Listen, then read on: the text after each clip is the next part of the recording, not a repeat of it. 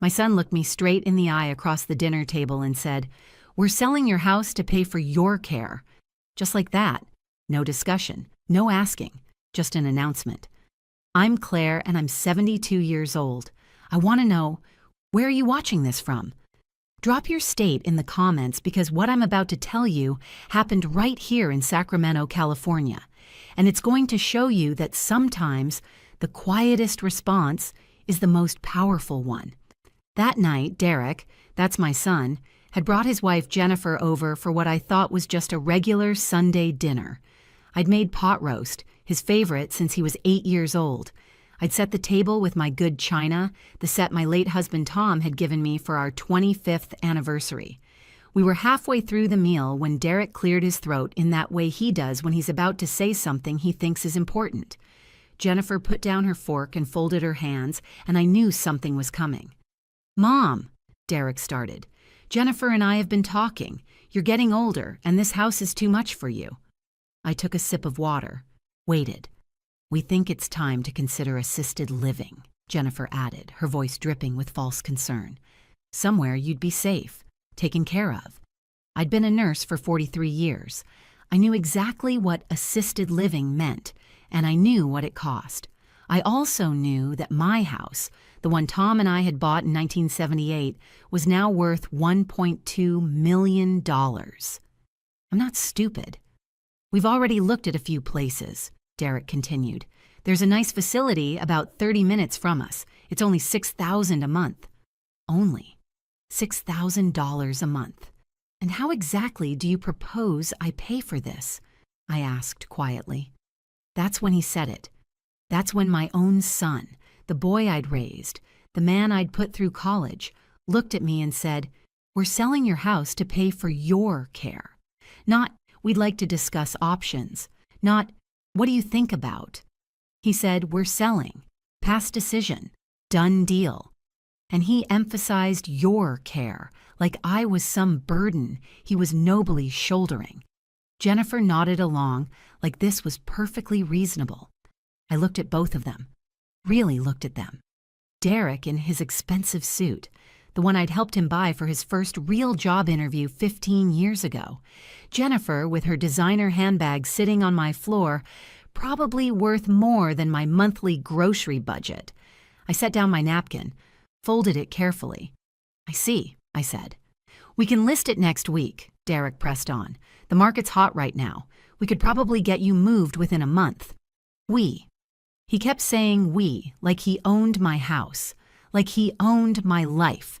"And where exactly would I go while the house is being sold?" I asked. "You could stay with us temporarily," Jennifer offered, though her tone suggested she hoped I wouldn't. I nodded slowly. "Let me think about it." Derek smiled, clearly thinking. He'd won. "Great. We'll bring the realtor by on Wednesday." They left 20 minutes later. I watched Derek's BMW pull out of my driveway, and then I sat in my living room in the dark for exactly 10 minutes. Not crying, not panicking, thinking. You see, I hadn't told Derek everything about my life. There were things he didn't know. Important things. The next morning, Monday, I called my attorney. His name is Robert Chen. We'd gone to high school together a million years ago, and he'd handled Tom's estate when my husband passed. "Robert," I said when he answered, "I need to see you today. It's urgent." "Claire, everything okay?" "My son wants to sell my house out from under me and put me in a home." There was a pause. "I'll move some things around. Can you be here at 2?" I was there at 1:30. Robert's office smelled like old books and coffee, comforting and familiar. He listened to everything without interrupting. The dinner, Derek's announcement, the timeline they'd decided on without me. When I finished, he leaned back in his chair.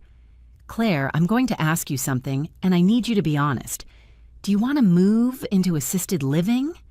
"No." "Do you need assisted living?" "Absolutely not. I still drive. I still work part-time at the clinic. I garden. I'm on the neighborhood watch committee, for heaven's sake." He nodded. "Then here's what we're going to do." For the next hour, Robert laid out a plan. It was beautiful in its simplicity. "The house is in your name only," he reminded me. "Tom left everything to you. Derek has exactly 0 legal claim to it. I know. So when he shows up with this realtor on Wednesday, he's going to get a surprise. Robert pulled out some documents. But first, I need to ask you something. Do you remember Marcus, Sophia, and James? My heart squeezed. Of course I remembered them. 30 years ago, when I was in my early 40s and Derek was already in college, Tom and I had become foster parents. We'd always wanted more children, but after Derek, it just didn't happen for us. So we opened our home. Marcus came to us at 14, angry at the world, failed by every adult who was supposed to protect him. Sophia arrived at 13, so quiet you'd forget she was in the room. James was 16, already aging out of the system, convinced nobody would ever want him. They lived with us for years. We helped them through high school, celebrated their graduations. Tom taught Marcus how to drive. I helped Sophia apply to colleges. James called me Mom first, and it made me cry for an hour. What about them? I asked Robert. They called me last week, he said. They'd been trying to reach you, but you changed your cell number after all those scam calls, remember? I had. 6 months ago, after getting my 3rd call about my car's extended warranty. They're in town, Robert continued. And Claire, they want to see you. They have something to discuss. What kind of something? Robert smiled. The kind that's going to make Wednesday very interesting. That evening, I sat in Robert's conference room waiting. My hands were shaking slightly. Not from fear, but from anticipation. I hadn't seen my foster kids in almost 5 years, not since James's wedding in Boston. The door opened, and there they were. Marcus walked in first, and I had to remind myself he was 44 now, not that angry 14-year-old who'd shown up at my door with a garbage bag of clothes and eyes that trusted no one. He wore a tailored suit and had gray threading through his temples. "Claire," he said, and his voice cracked, just like it used to when he was trying not to cry. Sophia came next, elegant in a way that made my breath catch. She'd been so small, so scared. Now she commanded the room. James brought up the rear, and he was grinning that same mischievous grin I remembered, though now it was framed by laugh lines and confidence. They didn't ask permission. They just hugged me, all 3 of them. And for a moment, I was back in my kitchen 30 years ago, making breakfast for 4, feeling like my heart might burst from fullness. Sit, Robert said gently. We have a lot to discuss. When we settled, Marcus spoke first. Claire, Robert told us what Derek's trying to do. It's nothing I can't handle, I started, but Sophia cut me off. No, she said firmly. You don't handle this alone. You never let us face things alone. James leaned forward. Do you remember what you told me the night I graduated high school? I was terrified about going to community college, about making it on my own. I did remember. I'd found him on the back porch, crying silent tears. I told you that family isn't about who shares your blood. It's about who shows up. Exactly, James said. So we're showing up. Marcus opened a folder. Claire, I need to tell you what we've been doing for the past 20 years. You know I went into tech after college. I nodded. He'd started as a programmer at some startup. That startup was acquired by Google in 2008, he continued. My stock options were significant. I took that money and started my own company. We developed cybersecurity software for healthcare systems. I stared at him. I sold that company 3 years ago, Marcus said quietly, for $800 million. The room spun slightly. Sophia picked up the thread. You helped me get into Berkeley, remember? Paid for my application fees when I couldn't afford them. I studied architecture. Started small, designing community centers. Last year, my firm was hired to design the new terminal at San Francisco International Airport. And I, James said, took that cooking class you made me take because you said I needed to eat better than ramen. Turns out I was good at it. Really good. I now own 16 restaurants across the East Coast. I couldn't speak. We've all been successful, Marcus said, because you gave us a foundation. You gave us love when we had nothing. And now, Sophia added, we're going to give you something back. Marcus slid a document across the table. This is a deed to a property in Granite Bay about 20 minutes from here. 6,000 square feet on 2 acres. Guest house, pool, the works. I don't understand, I whispered. We bought it together, James explained. The 3 of us. We were going to surprise you next month for your birthday, but when Robert told us what Derek was planning, he shook his head. The timeline moved up. We want you to live there, Sophia said. Rent-free forever. There's a fully furnished guest suite that's yours. Or you can take the master. We don't care. But you're family, Claire, real family. My throat tightened. I can't possibly... You can, Marcus interrupted gently. And you will. Because here's what's going to happen on Wednesday. Derek is going to show up at your house with his realtor, but he's not going to find you there. Robert pulled out more documents. These are moving company contracts. They're coming tomorrow morning, Tuesday. Everything you want to keep, furniture, photos, personal items. They're packing it up and moving it to Granite Bay. But my house, your house, Robert said, is yours to do with as you please. We could sell it and the money would be yours. Or, he paused. We have another option. Sophia leaned in. There's a nonprofit I work with. They provide transitional housing for women leaving domestic violence situations. They're desperately looking for properties they can convert into safe houses. You could donate it, Marcus added. Take the tax deduction, which would be substantial, and your house, the one where you gave us safety, would keep giving safety to others who need it. The poetry of it struck me. My home, continuing to be a home. Tom would have loved that, I said, my voice thick with emotion. We know, James said softly. Robert slid a pen across the table. So here's what I need from you, Claire. Tomorrow, sign these documents. Let us move you. Let us take care of you the way you took care of us. I looked at these 3 people, my kids, because that's what they were, and I thought about Derek, my biological son who saw me as an asset to be liquidated, and these 3 who saw me as the mother who'd saved them. What about Derek? I asked. When he shows up on Wednesday. Let him, Marcus said, and there was steel in his voice I'd never heard before. Let him show up. Let him walk in with his realtor and his plans. We'll be there too. All of us, Sophia confirmed. With our attorney, James added, gesturing to Robert. It's all perfectly legal, Robert assured me. You're moving of your own free will to your family's home. Derek can't stop you. He can't claim anything. And when he realizes what he's lost, not the house, but you, maybe he'll learn something. I picked up the pen. Where do I sign? Marcus smiled, and it reminded me of the first time I'd seen him smile, really smile, about 6 months into living with us. Tuesday morning came with the kind of golden California sunshine that makes everything feel possible. The moving truck arrived at 8 a.m. sharp, and with it came Marcus, Sophia, and James. I'd spent the previous night going through my house, deciding what mattered. The photo albums, definitely. Tom's watch collection. My grandmother's quilt. The ridiculous ceramic frog Derek had made me in 3rd grade. Yes, even that, because I'm still his mother, even if he'd forgotten I was a person. This one? Sophia asked, pointing to Tom's reading chair. Yes, he spent 20 years in that chair reading mysteries. She labeled it carefully, tenderly. Like it mattered. We worked through the morning, and they told me their stories.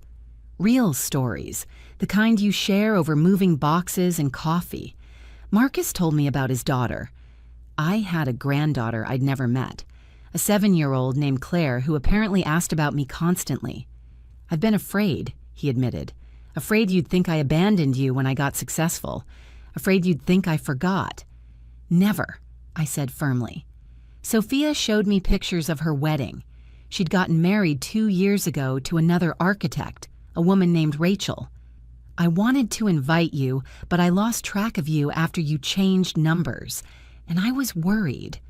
I don't know, that you wouldn't approve. I took her hands. Sophia, honey, I just want you happy. She cried then, and so did I. James, it turned out, had named his flagship restaurant Claire's Table. It's fine dining, he explained, but the whole concept is that everyone should feel welcome. like sitting at your dinner table where it didn't matter if you were foster, biological, rich, or poor. You belonged. When did you open it? I asked. 8 years ago. You came to the opening, remember? I did. I remembered being so proud, so overwhelmed. I just hadn't known it was named for me. The sign had been in elegant script. I thought it said something else. It's been the most successful one, James said, because people feel it, the love. It's in the walls. By 2 p.m., the truck was packed. The movers had wrapped and loaded a lifetime of memories. The house echoed empty around us. I walked through one last time. The living room where Derek took his first steps. The kitchen where I'd taught Sophia to make pie crust. The back bedroom where Marcus had stayed up all night studying for his SATs. Ready? Robert asked from the doorway. Was I? This house had been my life for 47 years. Tom and I had chosen it together, argued over paint colors, planted the garden. Derek had grown up here, but Derek wanted to take it from me. And these three wanted to give me a home. I'm ready, I said. We locked the door. I left the key under the mat. Let Derek find it when he came tomorrow. Let him walk into empty rooms and realize what he'd done. The convoy pulled away from my house at 2:30. The moving truck, Marcus's Tesla, Sophia's Range Rover, and James's vintage Mustang. I rode with Marcus. The house in Granite Bay took my breath away. It sat on a gentle hill, surrounded by oak trees and manicured gardens, modern but warm, with huge windows that let in floods of light. The guest suite is on the east side, Marcus said as we pulled up. Morning sun, private entrance, full kitchen if you want it. But honestly, Sophia added, climbing out of her car, we're hoping you'll take the master. The view is incredible. They showed me through. The master bedroom had French doors that opened onto a terrace overlooking the property. There was a garden already planted, roses, tomatoes, herbs. James had that put in, Sophia whispered. He remembered you liked to garden. In the bathroom, someone had stocked my favorite lavender soap, the brand I'd used for 30 years. Marcus, I said, pointing. He shrugged, trying to look casual. I remembered. The movers arrived an hour later, and we spent the evening unpacking. Well, they unpacked. I mostly sat and directed, overwhelmed by the care they took with everything. Tom's chair went by the fireplace in the main living room. My photo albums filled a built-in bookshelf. Sophia hung my grandmother's quilt on the wall in the master bedroom like it was fine art. It is fine art, she insisted when I protested. Do you know how rare hand-stitching like this is? We ordered Chinese food for dinner, from one of James's restaurants, naturally. We sat around a table that fit all of us comfortably, and it felt right. It felt like family. Tomorrow, Marcus said as we ate, Derek's going to show up at your old house around 10 a.m. Robert confirmed with the realtor. And we'll be there, Sophia added. All of us. You don't have to, I started. Yes, James interrupted. We do. You faced down school principals for me when I got in trouble. You stood up to Marcus's social worker when she wanted to move him. You went to bat for Sophia with that scholarship committee. Now it's our turn, Marcus finished. That night, in my new bedroom, I lay in bed and thought about the strange path life takes. I'd married Tom Young, had Derek, lived what I thought was a simple, ordinary life. Became a nurse, helped people, fostered kids because we had extra rooms and extra love. I never expected those kids would become millionaires. That wasn't the point. The point was they'd needed a home, and we'd had one to give. But now, when I needed a home, they were giving me one back. I thought about Derek, my biological son, and how he'd looked at me across that dinner table, how he'd calculated my worth in dollar signs and square footage, how easily he'd decided to discard me. And I thought about Marcus, Sophia, and James, who'd spent 20 years making something of themselves and had never forgotten the woman who'd believed they could. If you're watching this and you've ever wondered whether kindness matters, whether showing up for someone makes a difference, this is your answer. It does. It comes back. Sometimes it comes back in ways you never expected. Wednesday morning, I woke up in my new home to the smell of coffee. Real coffee, the expensive kind. I found James in the kitchen, making breakfast. Couldn't sleep, he admitted. Too excited about today. Excited? He grinned. Claire, your son has been treating you like a burden. Today he finds out you're a queen and we're your royal guard. Yeah, I'm excited. Marcus came down at 7:30 in a suit that probably cost more than my first car. Robert wants us there by 9:45. Derek and the realtor are scheduled for 10. Sophia appeared in full power mode, tailored dress, heels that could be weapons, a leather portfolio under one arm. I've drafted a statement, she said. In case Derek tries to claim you're being coerced or manipulated, Robert's reviewed it. It's airtight. You all did this overnight? We've been planning this for a week, Marcus admitted. Ever since Robert told us what was happening. We just had to wait for you to say yes. The drive to my old house felt surreal. We took 2 cars, Marcus driving me in his Tesla, Sophia and James following in her Range Rover. Robert met us there at 9:40. Claire, he said, taking my hands, you okay with this? More than okay. Good, because it's going to be intense. We went inside. My house, still technically mine until the papers I'd signed yesterday were filed with the county. It was strange seeing it empty. Echoes where furniture had been, lighter patches on the walls where pictures had hung. You took everything, Marcus observed, looking around. Everything that mattered. Good, he said. Let him see what empty really looks like. At 9:55, we heard a car pull up, then another, Derek's BMW, and a Honda Civic with a realtor's logo on the side. Positions, Sophia said, like we'd rehearsed this. We hadn't, but somehow we all knew where to stand. Marcus, Sophia, and James in a line by the fireplace. Robert slightly to the side. Me in the middle of the living room, standing straight. The door opened. Derek had a key. I'd given it to him years ago for emergencies. He walked in talking, not looking. Should be able to list by Friday if she doesn't drag her feet about. He saw us and stopped mid-sentence. His face went through several expressions. Confusion, recognition, shock, and then something that might have been fear. Mom? He said.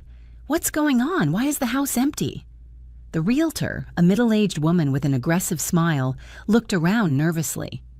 Hello, Derek, I said calmly. Where's your furniture?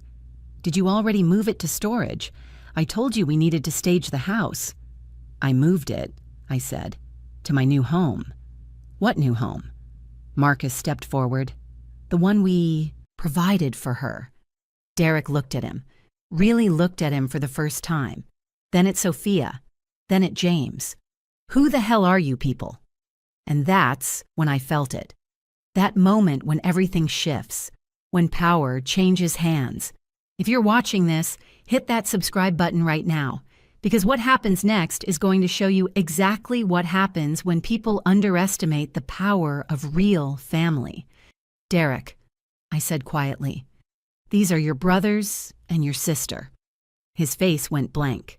I don't have brothers or sisters. You did, I said. You just never bothered to get to know them. Marcus extended his hand.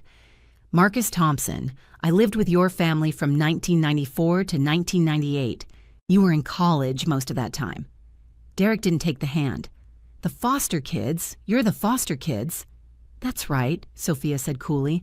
I'm Sophia Chen. I was here from 1995 to 2000. James Rodriguez, James added, 1993 to 1998. The realtor cleared her throat. Mr. Holloway, I'm confused. I thought we were here to list your mother's property. You are, Derek said, recovering slightly. Mom, this is ridiculous. These people can't just... These people, Robert interrupted, are Mrs. Holloway's family, and they've provided her with alternative accommodations. I'm Robert Chen, Mrs. Holloway's attorney. Derek's eyes narrowed. Mom, what is this? Did they put you up to this?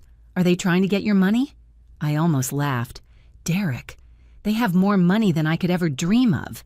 They don't need mine. Much more, Marcus said, and there was an edge to it. My net worth is roughly $850 million. Sophia's firm bills $40 million a year. James owns 16 restaurants and 3 food production companies. Derek's mouth opened, closed, opened again. So when you thought you could sell our mother's house out from under her, Sophia continued, to fund assisted living she doesn't need, you made a critical miscalculation. You assumed she was alone, James added. The realtor backed toward the door. I think I should. This seems like a family matter.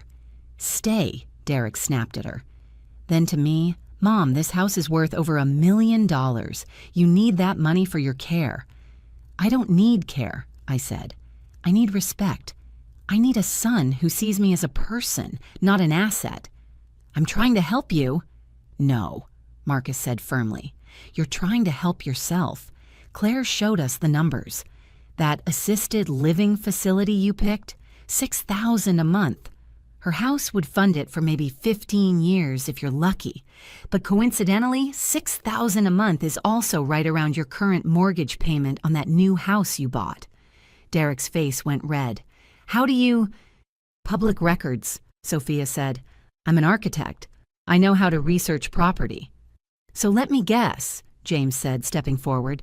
The plan was to sell Claire's house, use some of the money to park her somewhere cheap while telling yourself it was nice, and pocket the rest to pay off your debts. That's ridiculous. Is it? Robert pulled out a document. Because I have your credit report here, Derek. Your leverage to the hilt. That BMW, leased, the house, underwater. You've got 3 credit cards maxed out. Derek looked at me, and for the first time I saw panic in his eyes. Mom, don't listen to them. I'm your son. And they're my children too, I said softly. The difference is, they act like it. The silence in that empty house was deafening. Derek stood there, his realtor shifting uncomfortably beside him, facing the reality of what he'd tried to do. You can't do this, he finally said, but his voice had lost its certainty. I'm your only family. You were never her only family, Marcus said. You just acted like you were. Sophia opened her portfolio. Let me tell you what's actually happening, Derek. Your mother has signed over the deed to this house, not to us. She doesn't need to do that.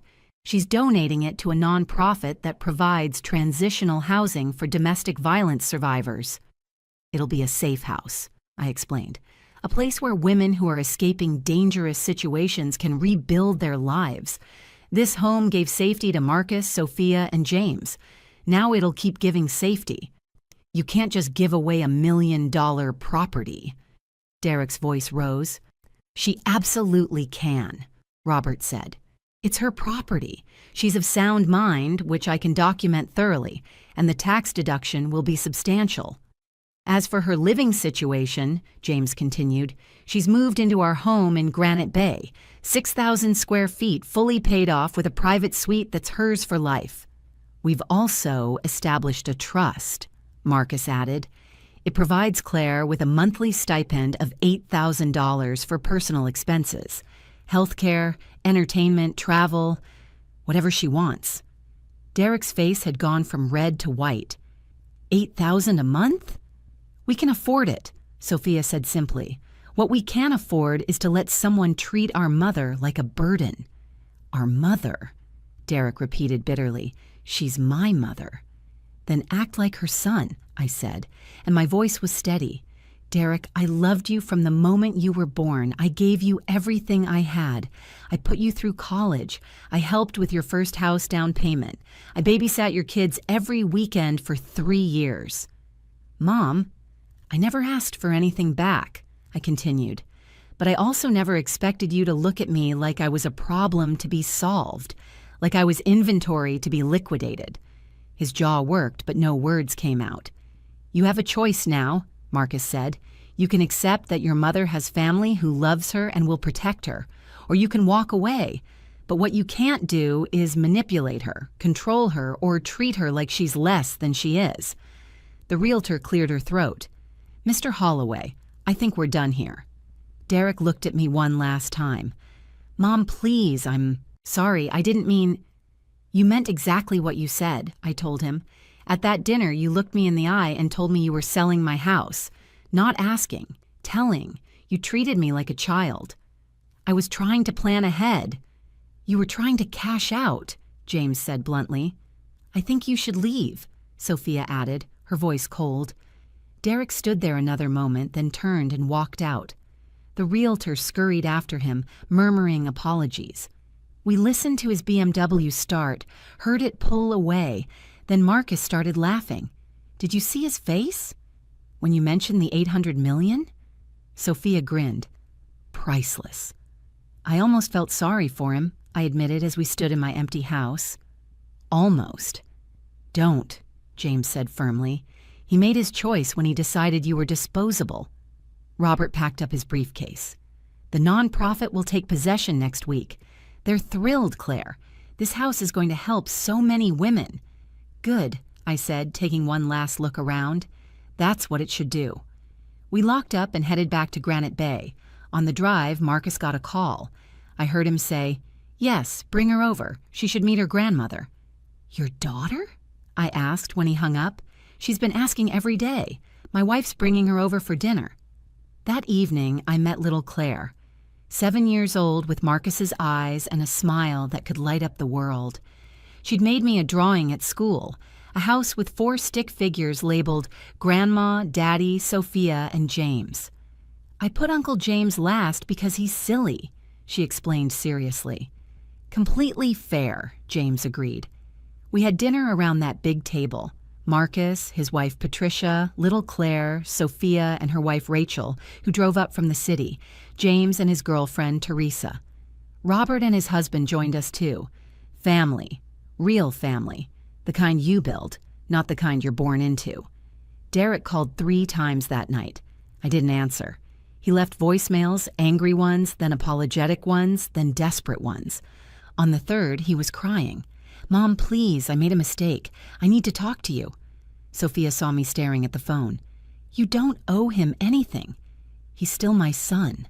Then let him earn his way back, Marcus said gently. If he's really sorry, he'll prove it. Not with words, with actions. I thought about that. About how Marcus had proven his love by building a successful life and naming his daughter after me. How Sophia had proven hers by dropping everything to protect me. How James had proven his by creating a restaurant that embodied everything I'd tried to teach him about welcoming people. You're right, I said. 2 weeks later, the nonprofit took possession of my old house. They invited me to the ribbon-cutting ceremony. The first family moved in 3 days after that.